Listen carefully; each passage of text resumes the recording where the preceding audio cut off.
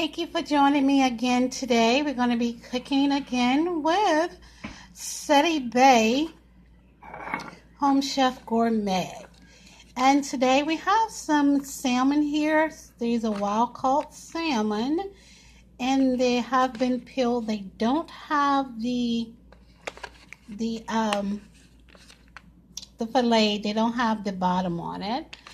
And again, this is just my nail polish, so I'm sorry about my nails. They're clean, trust me. And we're gonna make sweet and sour salmon. And what we have here is our mixture. What I have in here is some Old Bay seasoning. We have black pepper, of course.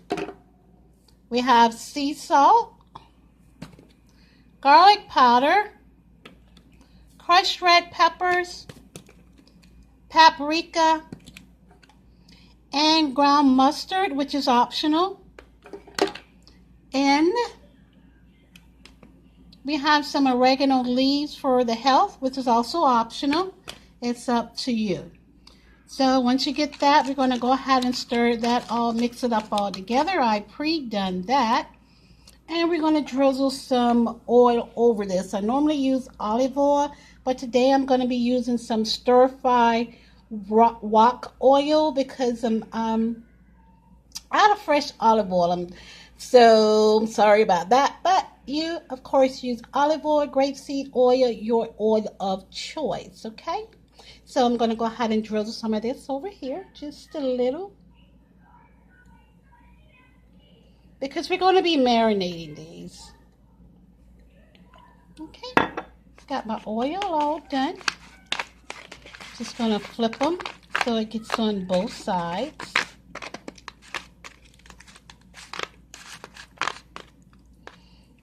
Going to open that up.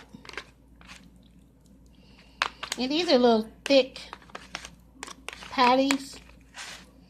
Salmon patties, yeah, they're a little thick. So if you want to slice them, you can, or you can kind of open them up. So let me see if I can open these up a little. That way they cook evenly and everything.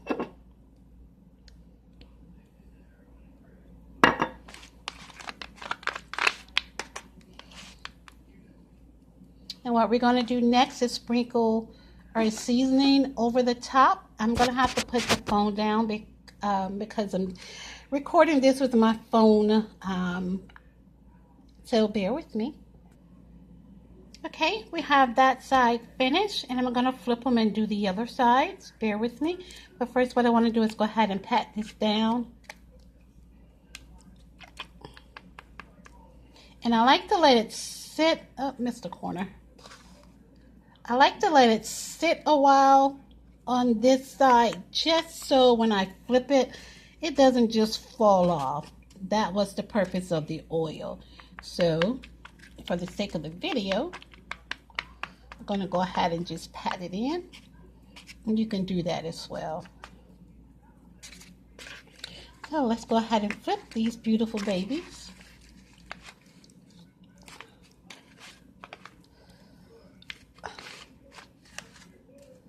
That little piece right there is going to grill cook pretty fast. So just pop them out the pot and just give it a little test taste. That's all that's going to be worth. Okay, we're going to get this all seasoned up.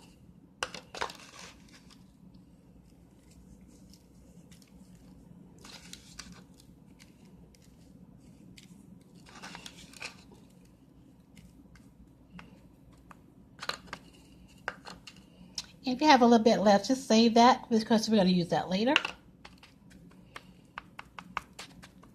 Okay, these puppies are all ready.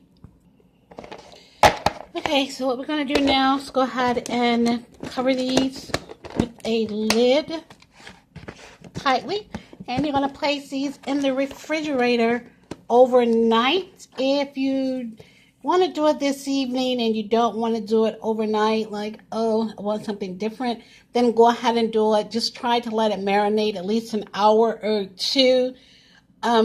or up to 4 hours, but if you're kind of can't, give it at least 1 hour and you should be fine on the marinating process, okay? So we're going to pop these in there and come back once they're marinated. Okay, and we're back after the marination process. We have it here, and gonna get ready to put this in a hot skillet. I have heating on the stove and some oil. Okay, so we have that, and we're gonna get some so good. And we're just going to grill this on a medium-high heat for about 3 minutes on each side. And you want to go ahead and preheat your oven to high broil, because you're going to pop these in. Take a cast iron skillet and put some oil in it, and go ahead and put that in the oven at 350 degrees for about 10 to 15 minutes to get your oven started.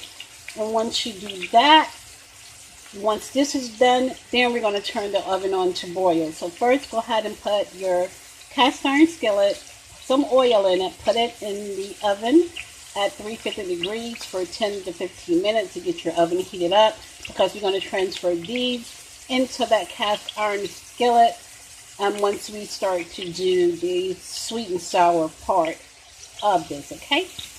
So what I've done here is went ahead and thinly to medium-sized diced open one onion, and I'm going to go ahead and do the garlic next, so bear with me.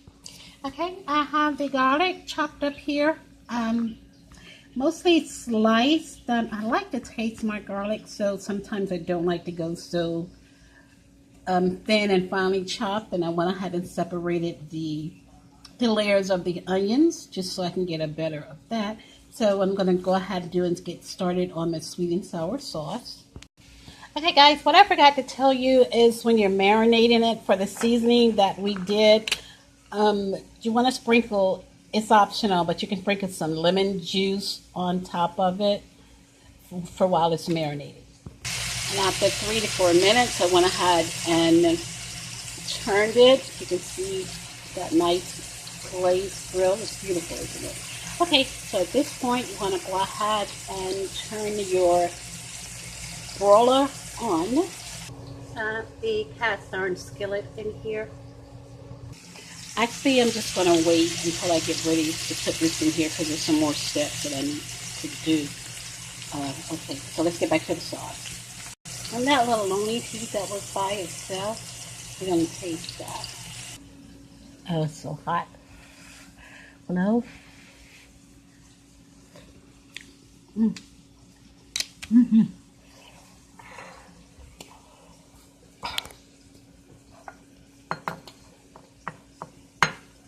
What this is some date sauce. And with all the seasoning, that's going to count as my lemon juice and everything as the sour. And I made this date sauce homemade just with some dates. I think I have a recipe of it on YouTube. If not, you can find another YouTube on how to make your own date syrup at home. Okay, I went ahead, had my skillet all hot. You see how I didn't miss a beat. I'm going to sit in here in the oven. So I'm going to go ahead and saute my onions, because we're going to come and pour that all over here with our sauce. So we're just going to close the oven door back, okay? Those onions and garlic, you just want to pour them over here like so. Like I've done. Go ahead and get the sauteing that around.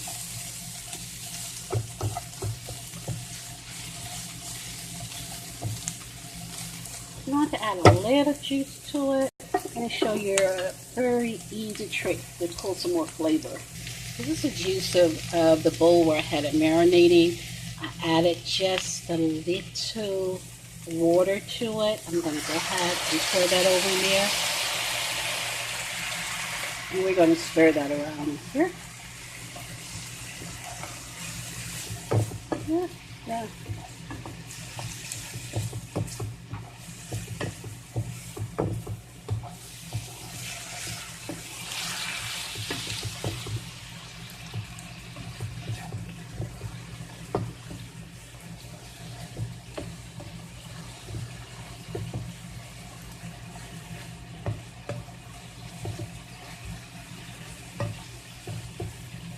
You can let yours go a little longer if you like your onions a little more done. I like a crunch to mine. So I'm going to go ahead and pour this over on my salmon in the oven. Okay, I have that over on it. And I went ahead and I took it out of the oven, set it on the stove so that I can work with it finally. And I turned my broiler on high. So when I pop this back in, I just wanted to brown the top of it and sear the date sauce. So I'm going to go ahead and spoon my date sauce over my pieces. Okay, it's all spooned. I wish I had enough date sauce, but I've been using it. But that's going to be enough. And I sprinkled some paprika over it to give it that brown sear. And we're going to put this in the oven. We're going to check on it in 5 minutes. Okay, I'm back. And while I start my cleanup and cleaning up of the dishes, we have that in the oven. And earlier I did some whole grain rice. I'm going to lay that over a bed of rice. And I have some beets, homemade beets that I did. And also some green beans. So, all right, we're going to wait for our salmon. Okay, and about 6 minutes later, it's out of the broiler oven. And you can see the golden on there. It's a very easy, simple recipe to change up the menu for your family or maybe a date night.